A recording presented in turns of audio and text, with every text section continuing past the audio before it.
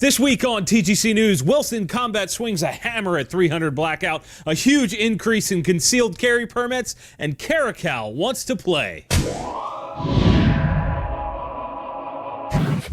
TacPack is an enthusiast subscription service that is focused on bringing you stuff you need straight to your door on a monthly basis. Every month is different, and you can be met with gun parts, accessories, cleaning gear, or even some bigger and cooler shenanigans. And because you're watching TGC, if you use the code TGC Knife, you'll get a free folding knife, TGC Tool, and you'll get a free pocket-sized multi-tool, and TGC Grip will get you a free AR grip.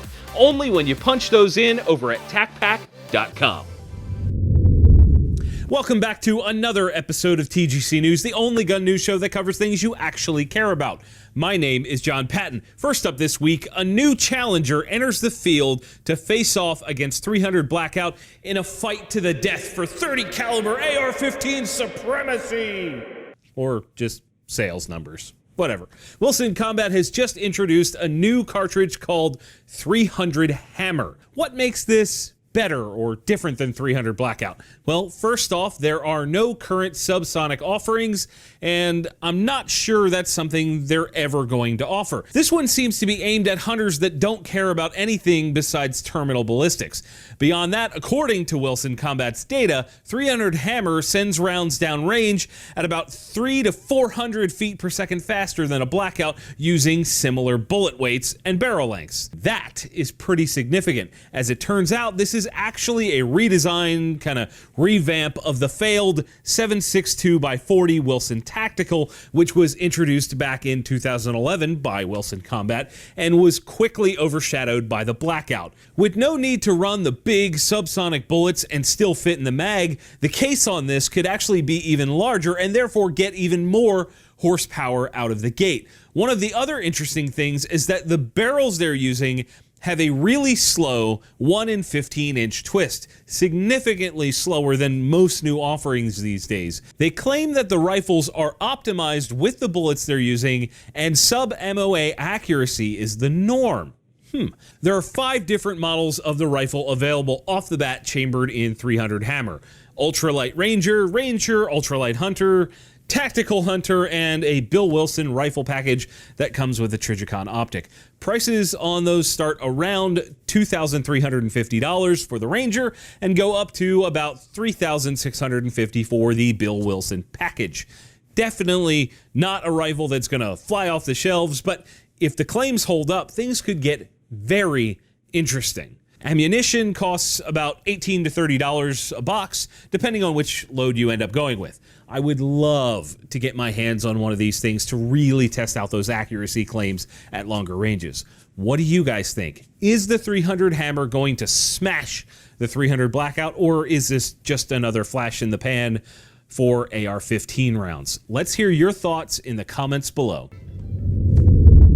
I don't know about you guys, but I love to geek out on stats from time to time. We talked about gun ownership numbers and background check numbers and NFA item numbers before. How about concealed carry permit holders? In a recent study published by Crime Prevention Research Center, we find some really interesting data. In 1999, there were 2.7 million concealed carry permit holders. In 2007, that number rose to 4.6 million. In 2011, it went to 8 million.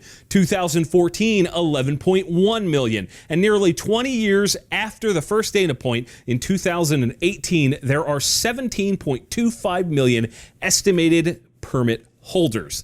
That's an average of about 727,000 people getting a permit each year if the growth was actually linear. According to this paper, that means 7.14% of adults in the U.S. have a concealed carry permit. And if you leave out California and New York, that number bumps to 8.63% of adults. To me, that number is both good and bad. It's great to see that many Americans being ready to defend themselves, but also kind of disappointing that more folks don't have a permit to do so. I know permits don't equate to gun ownership or even the amount of people that actually carry a firearm, but you get my point. It also doesn't include the 13 states that don't have that sort of permit. The top 3 states in the union in regards to percentage of adults with carry permits are Alabama, Indiana, and South Dakota. My home state of PA is number 4. If you look at the actual number of permits, though, Florida leads the way with almost 2 million permits issued, likely because of reciprocity concerns.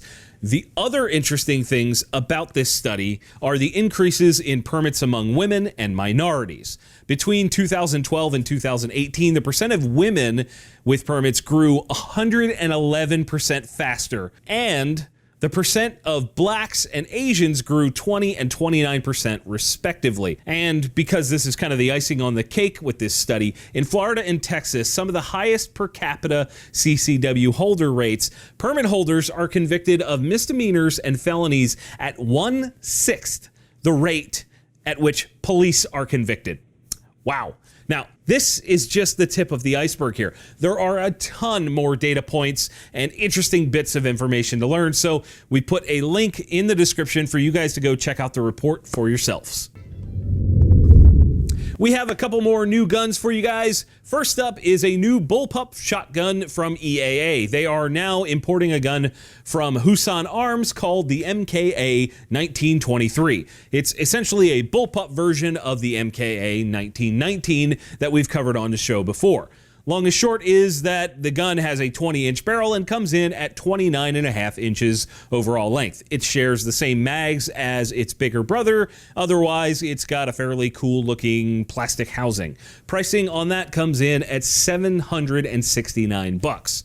The next one is from Caracal USA. They've seemingly been on a rocky path since that massive recall of their Model C and F pistols back in 2012.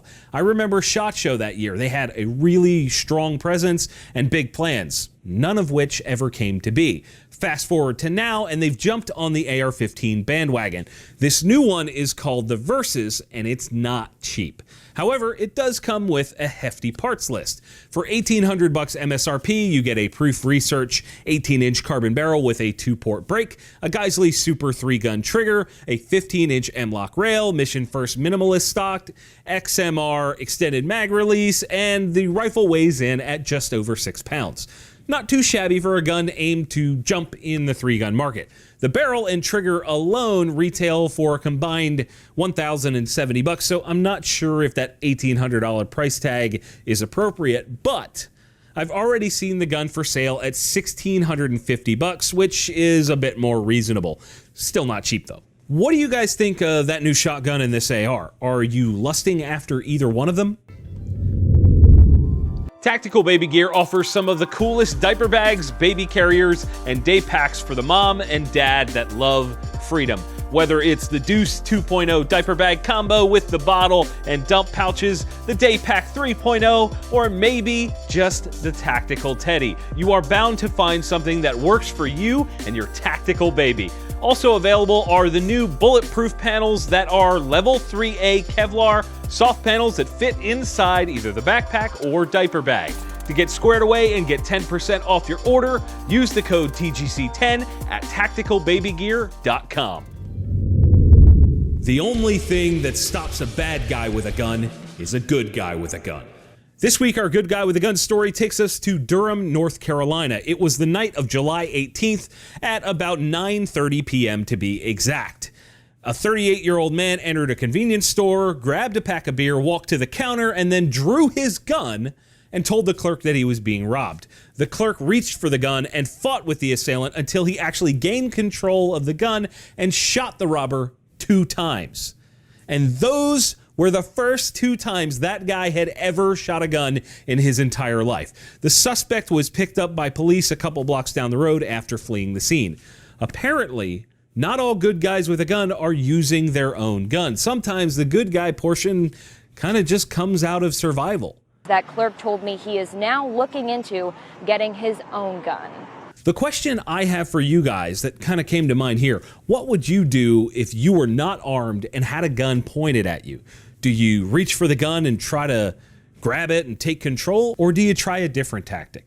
Let me know your thoughts in the comments below. And that is it for this week's show. Guys, if you didn't like it, hit the dislike button. If you did, hit like, get subscribed, and consider supporting us via the links in the video description below. We have an Amazon affiliate store, as well as a link to purchase cool shirts just like this one, and of course, links to find us all over your favorite social media platforms. And as always, thank you all for watching. We'll see you soon. The case could even, in order to fit in the magazine, the case could actually be larger. Bye. The shirts worn in today's video on The Gun Collective have been provided by Patriot Patch. Closed captions have also been brought to you by Patriot Patch Company. Be sure to click the link in the video description to check out all of their great products, including their cleaning mats.